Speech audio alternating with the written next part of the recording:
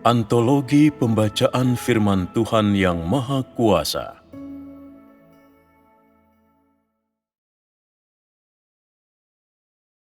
Hanya dengan mengalami ujian-ujian yang menyakitkan, engkau semua bisa mengenal keindahan Tuhan.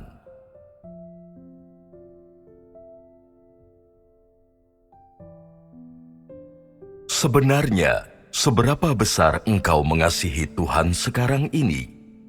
Dan seberapa banyak engkau mengetahui segala yang telah Tuhan lakukan dalam dirimu?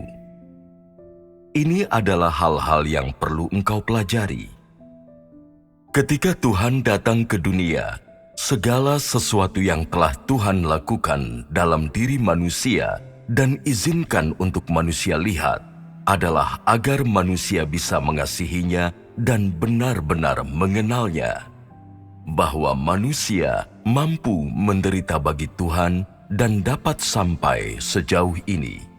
Salah satu sebabnya adalah karena kasih Tuhan, dan sebab lainnya adalah karena keselamatan dari Tuhan. Selain itu, ini adalah hasil dari penghakiman dan pekerjaan hajaran yang telah Tuhan lakukan dalam diri manusia. Jika engkau tidak mengalami penghakiman, hajaran, dan ujian dari Tuhan, dan jika Tuhan belum membuat engkau semua menderita, maka jujur saja, engkau semua tidak benar-benar mengasihi Tuhan. Semakin besar pekerjaan Tuhan dalam diri manusia, dan semakin besar penderitaan manusia, maka semakin menunjukkan seberapa bermaknanya pekerjaan Tuhan. Dan semakin hati manusia itu mampu untuk benar-benar mengasihi Tuhan.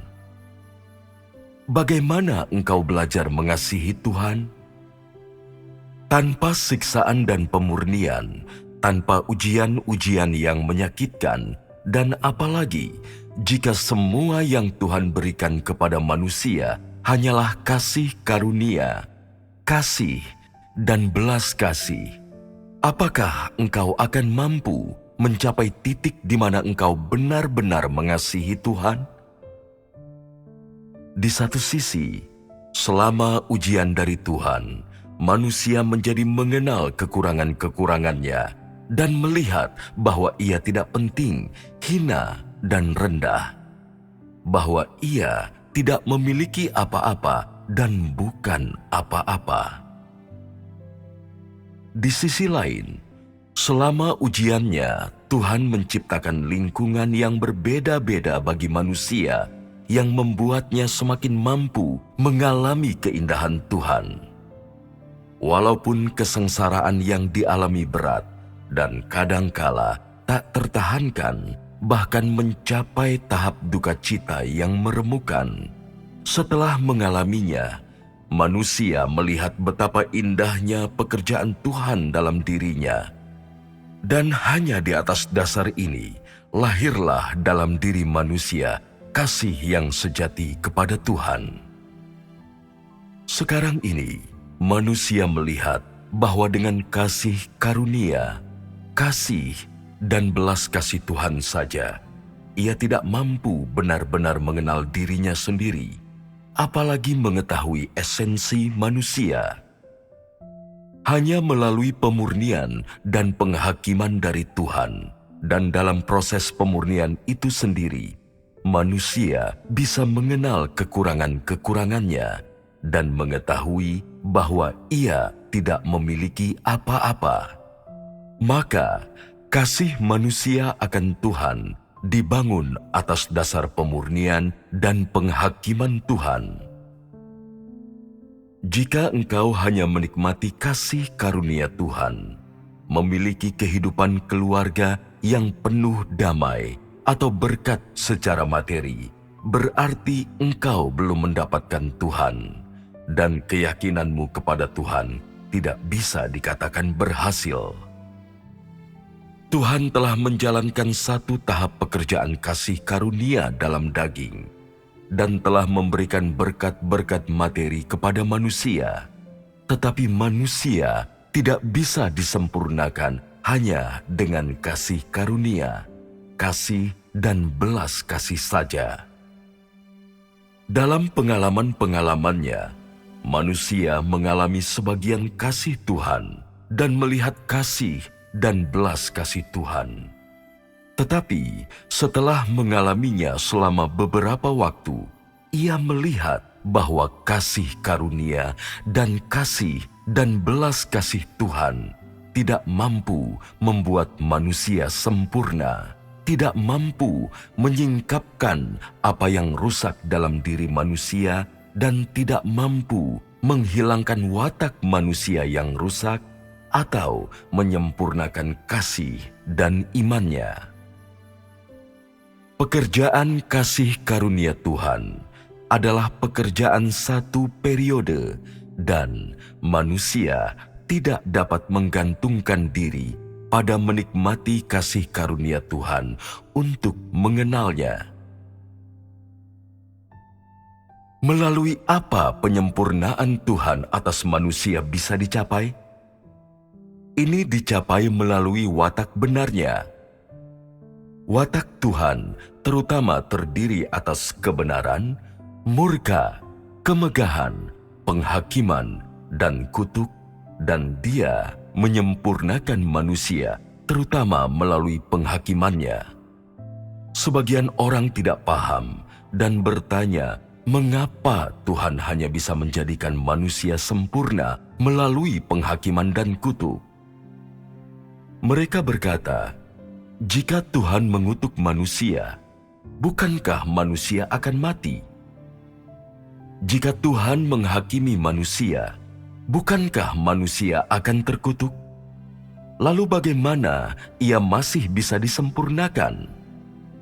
Demikianlah perkataan orang yang tidak mengenal pekerjaan Tuhan. Yang Tuhan kutuk adalah ketidaktaatan manusia, dan yang dihakiminya adalah dosa-dosa manusia. Walaupun dia berbicara dengan keras dan tanpa belas kasihan, dia mengungkapkan segala sesuatu yang ada di dalam diri manusia, mengungkapkan apa yang penting di dalam diri manusia melalui perkataan yang keras ini. Kendati demikian, melalui penghakiman seperti itu, Dia memberi manusia pengetahuan yang mendalam tentang esensi daging, dan dengan demikian manusia tunduk di hadapan Tuhan. Daging manusia itu berdosa, berasal dari iblis, tidak taat, dan merupakan sasaran hajaran Tuhan. Jadi, untuk memungkinkan manusia mengenal dirinya sendiri, firman penghakiman Tuhan harus dijatuhkan atasnya, dan berbagai jenis pemurnian harus digunakan. Baru saat itulah pekerjaan Tuhan bisa efektif. Dari firman yang diucapkan Tuhan, bisa dipahami bahwa Dia telah mengutuk daging manusia. Lalu, bukankah firman itu merupakan firman kutukan? Firman yang diucapkan Tuhan mengungkapkan sifat asli manusia, dan melalui pengungkapan seperti itulah ia dihakimi. Dan ketika ia melihat bahwa ia tidak mampu memuaskan kehendak Tuhan, di dalam batinnya ia merasakan duka cita dan penyesalan. Ia merasa bahwa ia begitu berutang kepada Tuhan dan tidak mampu memperoleh kehendak Tuhan. Ada waktu di mana Roh Kudus mendisiplinkanmu dari dalam, dan disiplin ini datang dari penghakiman Tuhan. Ada waktu ketika Tuhan mencela engkau dan menyembunyikan wajahnya darimu, ketika Dia tidak mendengarkanmu dan tidak bekerja di dalam dirimu, menghajarmu tanpa suara agar bisa memurnikan dirimu. Pekerjaan Tuhan dalam diri manusia terutama dilakukan untuk memperjelas watak benarnya. Kesaksian apa yang akhirnya diberikan manusia kepada Tuhan? Ia bersaksi bahwa Tuhan adalah Tuhan yang benar, bahwa wataknya adalah kebenaran, murka, hajaran, dan penghakiman. Manusia bersaksi tentang watak benar Tuhan. Tuhan menggunakan penghakimannya untuk menyempurnakan manusia. Dia telah mengasihi manusia dan menyelamatkan manusia, tetapi seberapa banyak yang terkandung dalam kasih-Nya? Ada penghakiman, kemegahan, murka, dan kutukan. Walaupun Tuhan mengutuk manusia di masa lalu, Dia tidak sepenuhnya melemparkan manusia ke jurang maut, tetapi menggunakan sarana itu untuk memurnikan iman manusia. Dia tidak menghukum mati manusia, tetapi bertindak untuk menjadikan manusia sempurna. Esensi daging adalah apa yang berasal dari iblis. Tuhan mengatakannya dengan tepat, tetapi fakta yang dilaksanakan oleh Tuhan belum dilengkapi menurut firman-Nya. Dia mengutukmu agar engkau bisa mengasihinya, sehingga engkau bisa mengenal esensi daging. Dia menghajarmu agar engkau terbangun, agar engkau mengenal kekurangan-kekurangan di dalam dirimu dan mengenal ketidaklayakan manusia. Maka kutukan Tuhan, penghakimannya, dan kemegahan serta murkanya, semua itu ditujukan untuk membuat manusia sempurna. Semua yang dilakukan Tuhan saat ini dan watak benar yang diperjelasnya di dalam engkau semua, ini semua untuk menjadikan manusia sempurna. Demikianlah kasih Tuhan. Dalam pemahaman tradisional manusia, ia percaya bahwa kasih Tuhan adalah kasih karunia, belas kasih, dan simpatinya bagi kelemahan manusia. Walaupun hal-hal ini juga merupakan kasih Tuhan, itu semua terlalu sepihak dan bukanlah sarana utama yang digunakan Tuhan untuk menyempurnakan manusia. Ada sebagian orang yang mulai percaya kepada Tuhan dikarenakan penyakit. Penyakit ini adalah kasih karunia Tuhan bagimu. Tanpanya, engkau tidak akan percaya kepada Tuhan. Dan jika engkau tidak percaya kepada Tuhan, engkau tidak akan sampai sejauh ini. Maka, kasih karunia ini adalah kasih Tuhan. Pada waktu mereka percaya kepada Yesus, orang melakukan banyak hal yang tidak disukai Tuhan karena mereka tidak memahami kebenaran.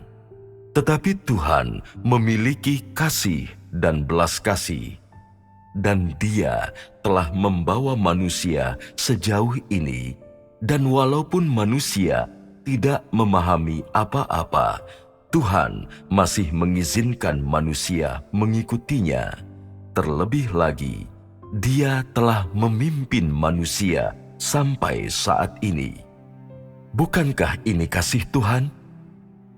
Hal-hal yang dimanifestasikan dalam watak Tuhan adalah kasih Tuhan. Ini benar sekali. Ketika pembangunan gereja mencapai puncaknya, Tuhan melakukan langkah pekerjaan pelaku pelayanan dan melemparkan manusia ke dalam jurang maut. Firman pada zaman para pelaku pelayanan itu semuanya adalah kutukan. Kutukan terhadap dagingmu, kutukan terhadap watak rusakmu yang jahat, dan kutukan terhadap bagian-bagian dari dirimu yang tidak memuaskan kehendak Tuhan. Pekerjaan yang dilakukan oleh Tuhan dalam langkah itu dimanifestasikan sebagai kemegahan. Dan tak lama kemudian, Tuhan menjalankan langkah pekerjaan hajaran, dan kemudian datanglah ujian kematian. Dalam pekerjaan seperti itu, Manusia melihat murka, kemegahan, penghakiman, dan hajaran Tuhan.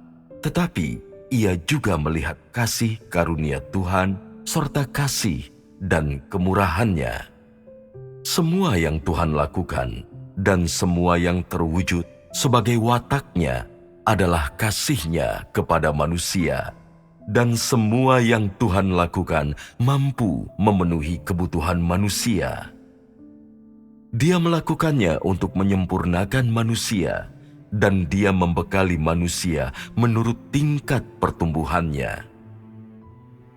Jika Tuhan tidak melakukan hal ini, manusia tidak akan mampu datang ke hadapan Tuhan dan tidak akan memiliki cara untuk bisa mengenal wajah Tuhan yang sesungguhnya.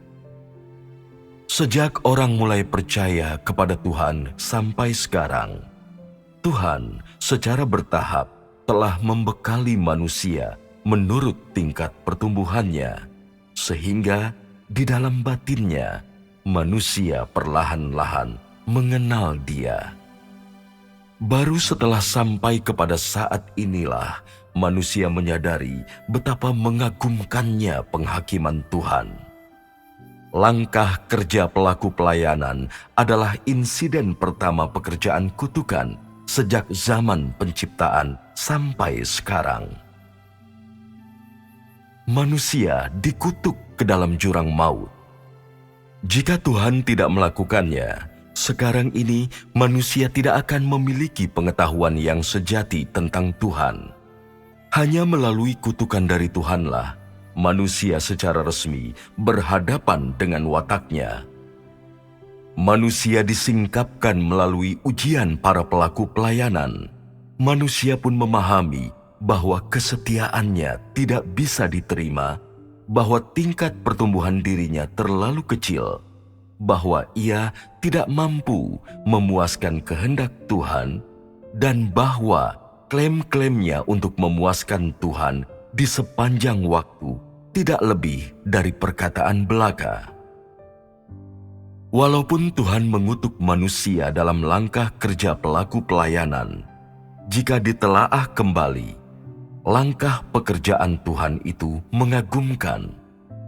Langkah pekerjaan itu mendatangkan titik balik besar bagi manusia dan menyebabkan perubahan besar dalam watak hidupnya. Sebelum masa pelaku pelayanan, manusia tidak memahami apapun mengenai pengejaran hidup. Apa artinya percaya kepada Tuhan atau hikmat pekerjaan Tuhan, dan manusia juga tidak memahami bahwa pekerjaan Tuhan bisa menguji manusia. Sejak masa pelaku pelayanan sampai sekarang, manusia melihat betapa hebatnya pekerjaan Tuhan. Sungguh tak terselami oleh manusia. Manusia tidak mampu membayangkan cara Tuhan bekerja dengan menggunakan otaknya, dan juga melihat betapa kerdilnya tingkat pertumbuhannya, dan bahwa terlalu banyak hal dalam dirinya yang tidak taat. Ketika Tuhan mengutuk manusia, tujuannya adalah untuk memperoleh hasil, dan Dia tidak menghukum mati manusia. Walaupun Dia mengutuk manusia, Dia melakukannya melalui firman, dan kutukannya tidak benar-benar menimpa manusia, karena yang dikutuk Tuhan adalah ketidaktaatan manusia. Jadi, firman kutukannya juga diucapkan untuk menyempurnakan manusia. Entah Tuhan menghakimi atau mengutuk manusia, keduanya untuk menyempurnakan manusia.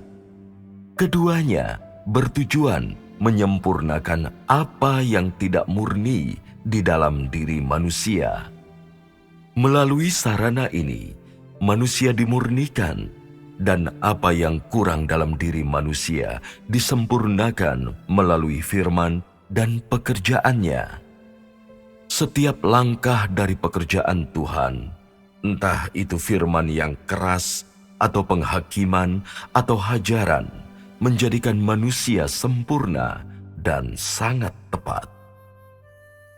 Tidak pernah di sepanjang sejarah Tuhan melakukan pekerjaan seperti ini. Sekarang, Dia bekerja di dalam engkau semua, sehingga engkau semua menghargai hikmat-Nya. Walaupun engkau telah menderita kesengsaraan di dalam dirimu, hatimu merasa teguh dan merasakan damai sejahtera. Bisa menikmati tahap pekerjaan Tuhan ini adalah berkat bagi dirimu. Terlepas dari apa yang engkau mampu peroleh di masa depan, semua yang engkau lihat dari pekerjaan Tuhan dalam engkau semua sekarang ini adalah kasih. Jika manusia tidak mengalami penghakiman dan pemurnian Tuhan, tindakan-tindakan dan semangatnya akan tetap berada di level permukaan belaka dan wataknya tidak akan berubah. Apakah ini termasuk sudah didapatkan oleh Tuhan?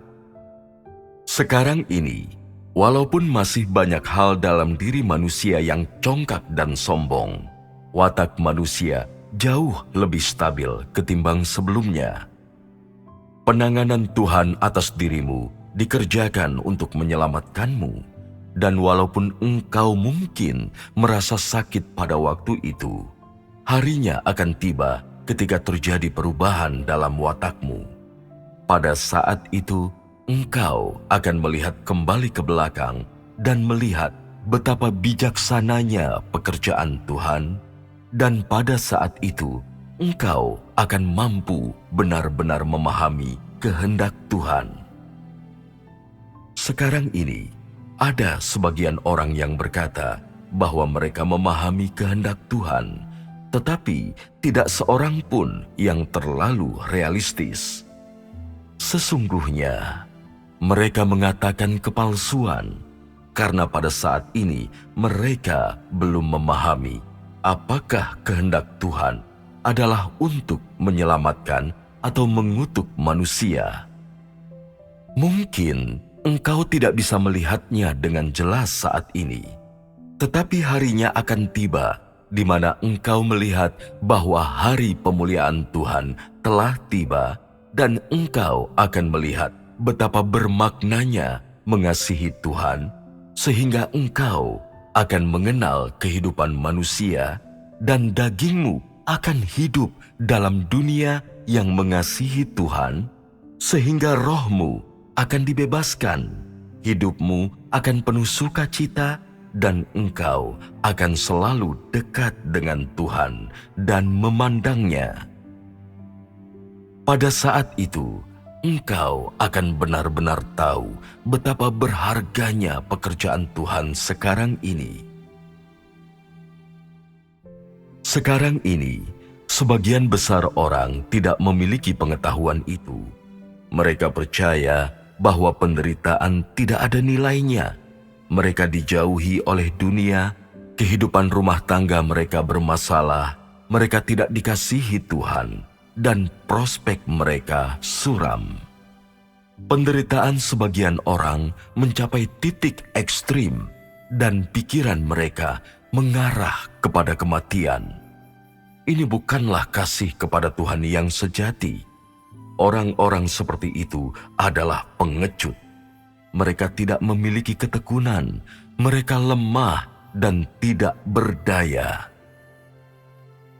Tuhan benar-benar ingin manusia mengasihinya, tetapi makin manusia mengasihinya, makin besar penderitaan manusia, dan makin manusia mengasihinya, makin besar ujiannya.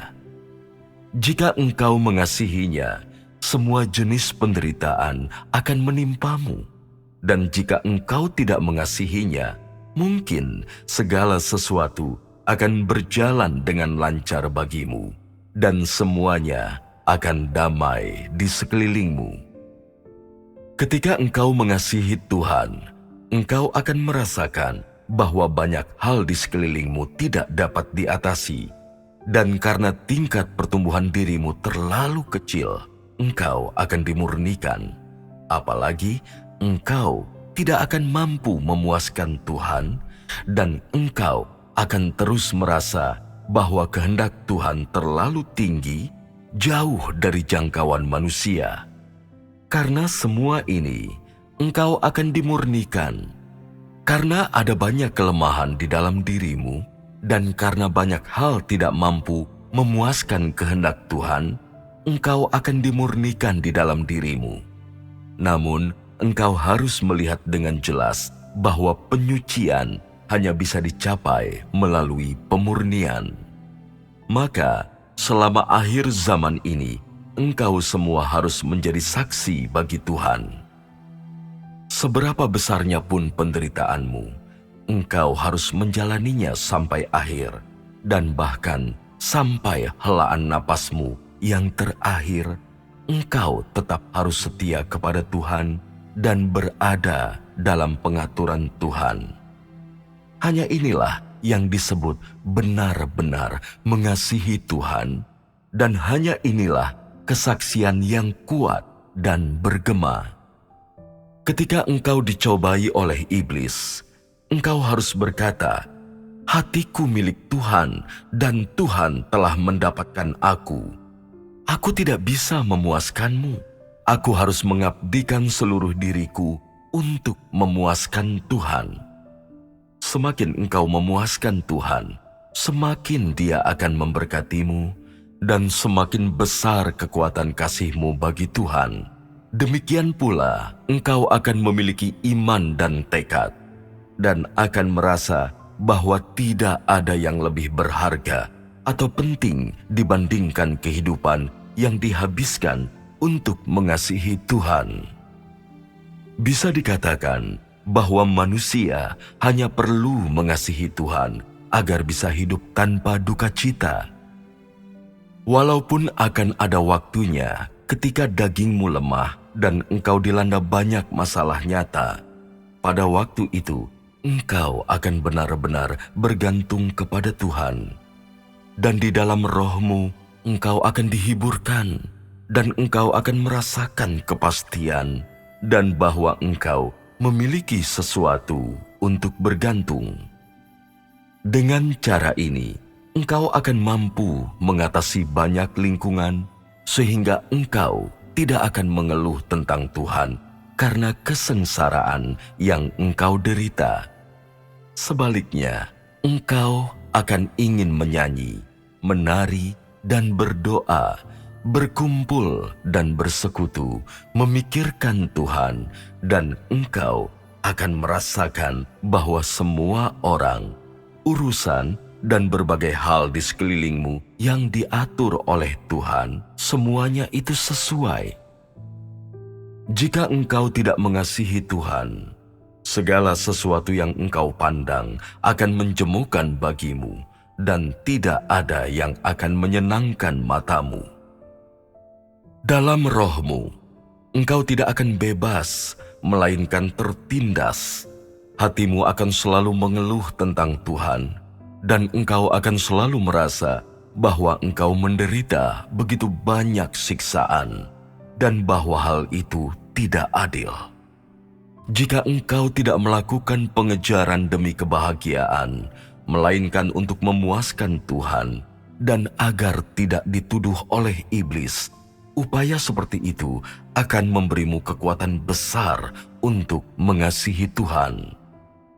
Manusia mampu melakukan segala hal yang diucapkan oleh Tuhan, dan segala sesuatu yang dilakukannya mampu memuaskan Tuhan. Itulah artinya memiliki realitas.